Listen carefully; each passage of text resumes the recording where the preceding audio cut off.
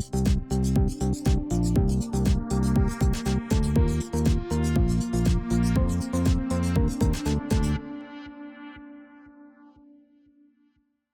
befinden uns auf der Adventure X hier mit BillyGoats Barr. Hi Will. Danke. I'm practicing. Carry on. Please do introduce yourself shortly for our readers. Hello, my name is William Barr, and I run a video game developer called BillyGoat Entertainment, and currently we're making an adventure game called Her Majesty Spiffing, available December 7th. Do pre-order it now. Thank you. How would you describe Her Majesty Spiffing for someone who isn't familiar with the game? Well, first of all, I'm shocked to think that somebody would be unfamiliar with the game, what with it being one of the most anticipated 3D adventure games coming out on December the 7th, 2016 on Xbox, PlayStation 4 and Steam. But for those few individuals who may not be aware of it, basically it's a quintessentially British adventure game. Basically, the story in our game, Her Majesty the Queen has decided that given the state of affairs in Britain, I don't know if you're familiar, but we had a vote over the summer, and some stuff happened, and everything's kind of went south. So Her Majesty has decided that enough is enough, and she's going to take back control of the country, and it's about sovereignty in it. And she's going to, she commissions this space organization called Spiffing, and of which you assume the role of a character called Captain Frankly English. And your role is to go into space to establish a new galactic British empire. You've told us that it's a British adventure. Are there any inspirations from pop culture or anything else for the game? Well, you say inspiration. One of the things that I found during the writing process was that it was a lot easier just to plagiarize other people's work and pass it off as your own. And it really sped the whole process up. So we tried to lift as many references and gags from other much more popular forms of entertainment. There's a lot of references to much more popular video games and things like Blackadder and Monty Python and these sort of surreal British television sitcoms from years gone by, and we're sort of hoping that because our audience will be so much younger that they won't be aware that these programs and stuff existed, and will assume that it's all our original ideas. Hopefully, I think there are some original ideas, aren't there?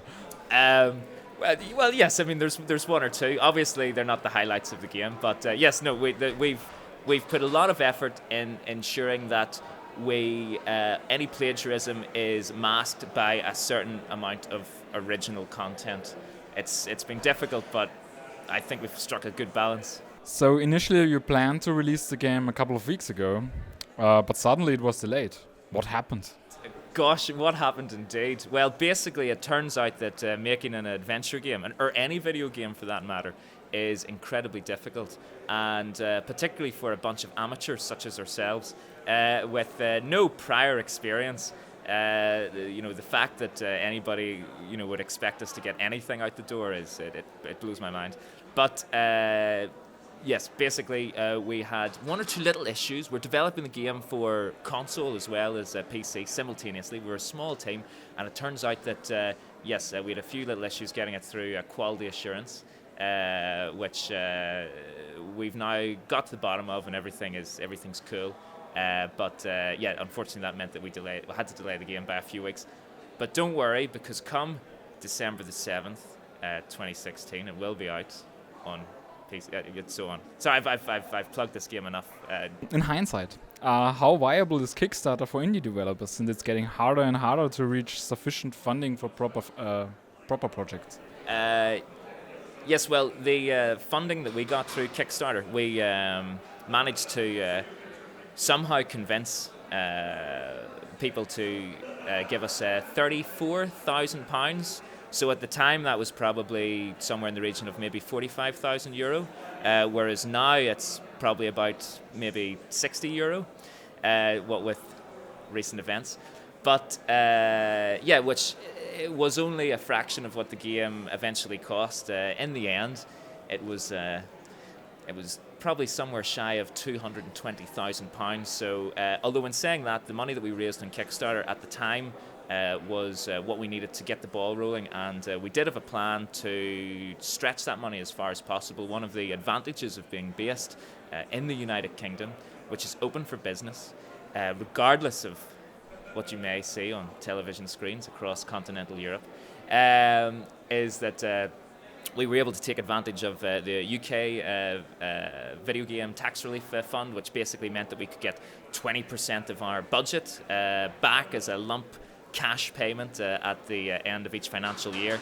And in addition to that, we used some of our own money, and we managed to get a little bit of funding through other government organisations back at home to stretch that out as long as we could. But it definitely, because we ran 2 Kickstarter campaigns. One of them failed horrifically that we don't talk about, and we except in this circumstance that I find myself in now.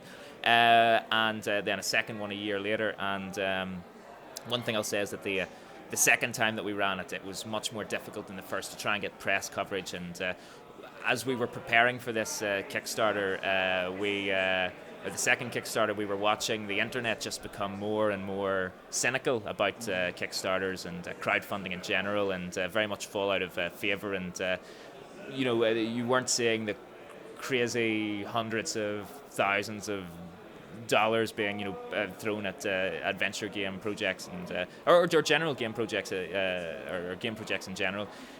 So yeah, it's certainly become a lot harder. Although I think now it's matured as a platform.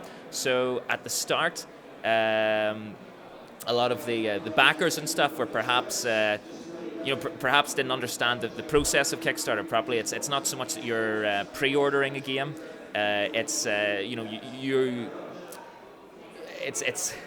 it's more of a you're a backer of a project. There's every possibility that nothing will come of it. It's a donation that you're giving to these people that may or may not be able to produce what it is that they say they can. And obviously, whenever we ran the campaign, we tried to be as sincere and as genuine as possible to convince people that we could do these things, which we were convinced that we could do it, and we just needed to try and get that across. But yeah, it's definitely becoming increasingly more difficult to do that. But as I say, the platform has matured now, where the users there understand that more now, and I don't think that you'll see.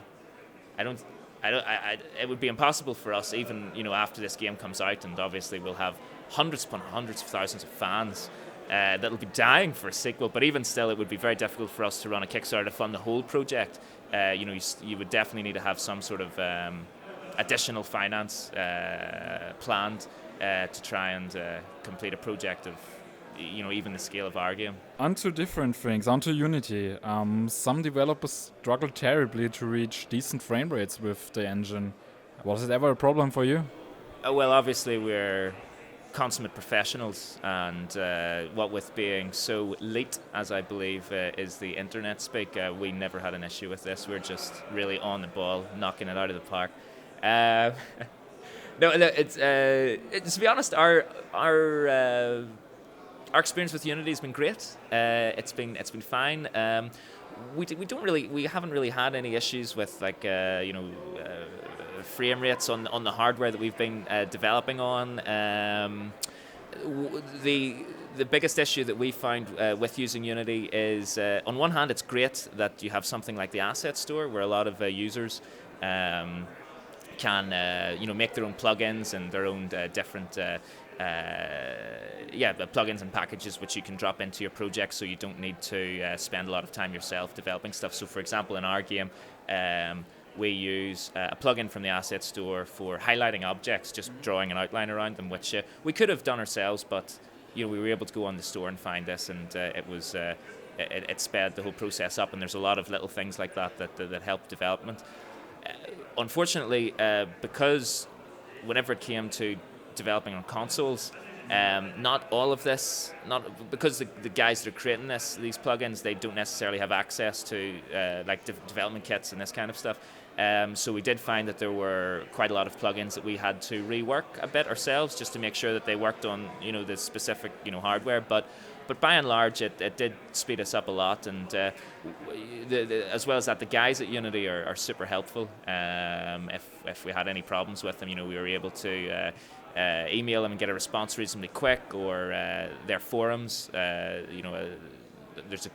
the community on there, which people are usually very keen to answer your questions, and then the actual staff are on there as well. So it's been a pretty nice experience with Unity. They've been good to us. We've went to a couple of events with them, and we've got nothing but praise and admiration for them. So what's the future for BillyGoat? Are they already in any next projects, or?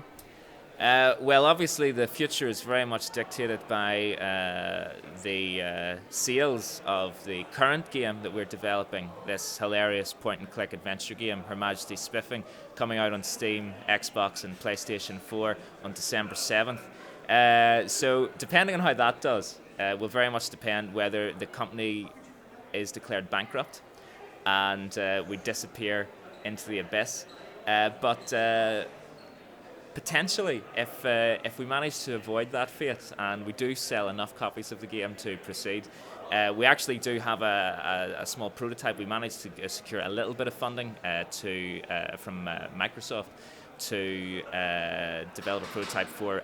It's not an adventure game. It's a completely different shared screen multiplayer game.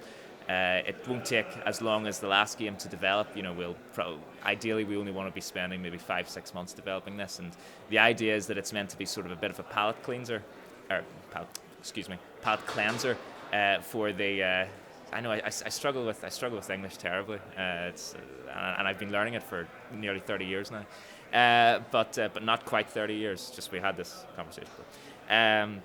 Yeah, so it's something a little bit different, just to get the guys working on something else for a while. But the idea is that we'll do that, and if Her Majesty Spiffing sells as well as we hope that it does, then we would want to develop a sequel for it. And I like writing these characters, and the reaction of people here to them has been pretty good, and it would be nice to continue Captain English's adventures in the stars.